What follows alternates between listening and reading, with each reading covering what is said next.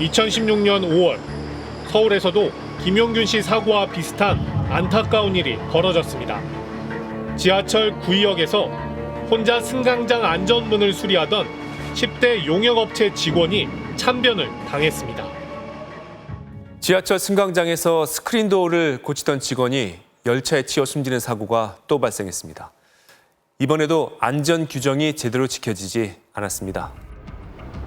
김용균법, 즉 산업안전법 개정안의 시작은 구의역 김군 사건이었던 겁니다.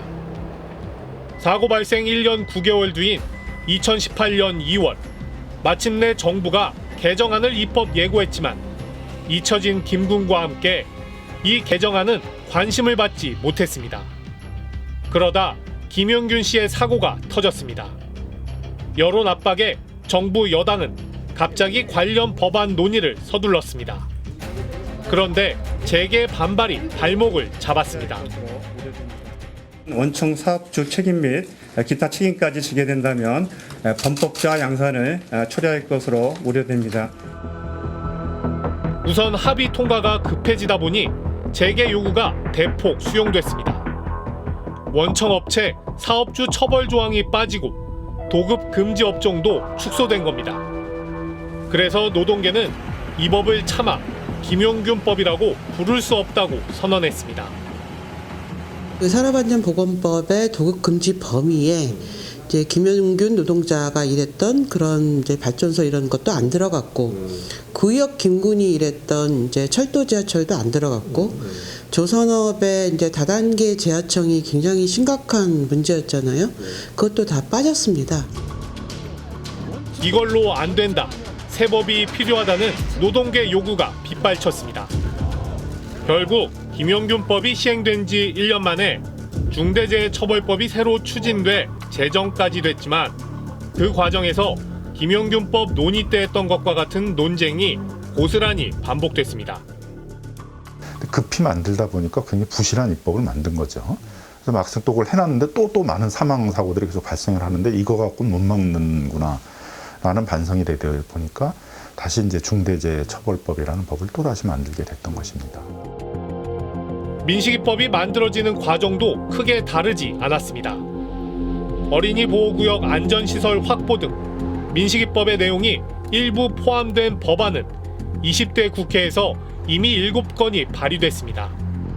그렇지만 민식이가 사고를 당하기 전까지는 제대로 논의된 적이 없었습니다. 반짝 관심들이 이제 부각되니까 초기에는 관심을 보였다가도 그냥 다른 우선순위에 밀려가지고 머뭇거린 것이죠. 그러다 민식이법 처리 여론이 높아지자 국회는 교통사고 약 2개월 뒤인 2019년 11월 29일 법사위를 열었습니다. 그리고 단 8분 만에 법안을 통과시켰습니다. 가계부의 스물턴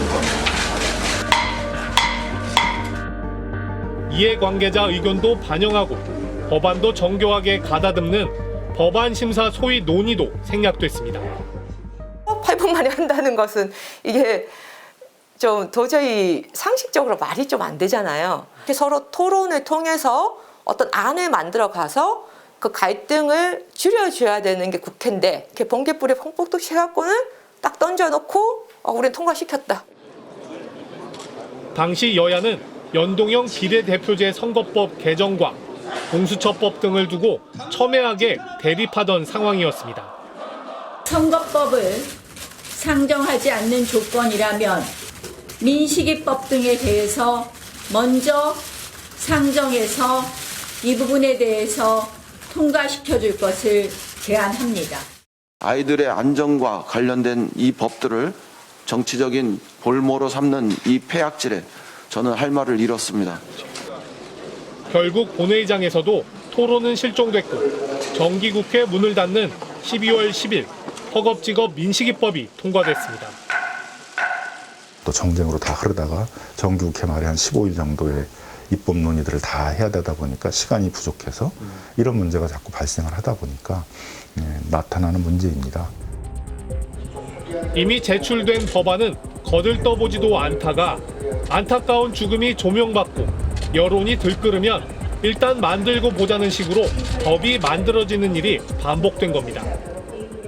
의회가 전반적으로 사회 반응성이 높아지는 거는 좋은 현상이거든요. 근데 이 반응을 제대로 해내기 위해서는 의회가 준비가 돼 있어야 되는데 이제 준비가 덜 돼 있는 거죠. 시민들의 요구나 반응은 폭발적이고 빨리 내놔야 되고 준비는 안 돼 있고 그러다 보니까 이제 만들어진 법들이 다시 국회로 다시 들어간다라든가 이런 문제가 생기는 거죠.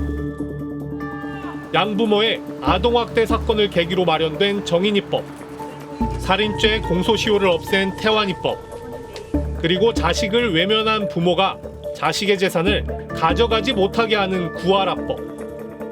시민들의 적극적인 요구로 이름이 법이 되는 사례는 부쩍 늘고 있습니다. 이렇게 누군가의 희생이 꼭 따르고 그 희생에 따라 가지고 이런 법안이 마련이 되고 입법이 되고 이렇게 하는 것은 정말 굉장히 어떻게 보면 좀 후진적인 그런 법안의 어떤 방법이거든요. 먼저 선행적으로 이제 이런 국민의 안녕을 위한 이런 법안들이 시대상을 반영해가지고 그때그때 이렇게 입법이 돼야 되고.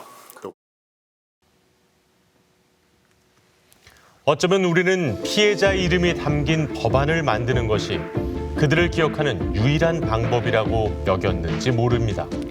그러나 여기에 더해 또 다른 이름이 법이 되는 안타까운 순간이 발생하지 않도록 미리 우리 사회 곳곳을 꼼꼼히 살피는 것도 우리가 김민식, 윤창호, 김용균을 기억하는 방법이 될 것 같습니다.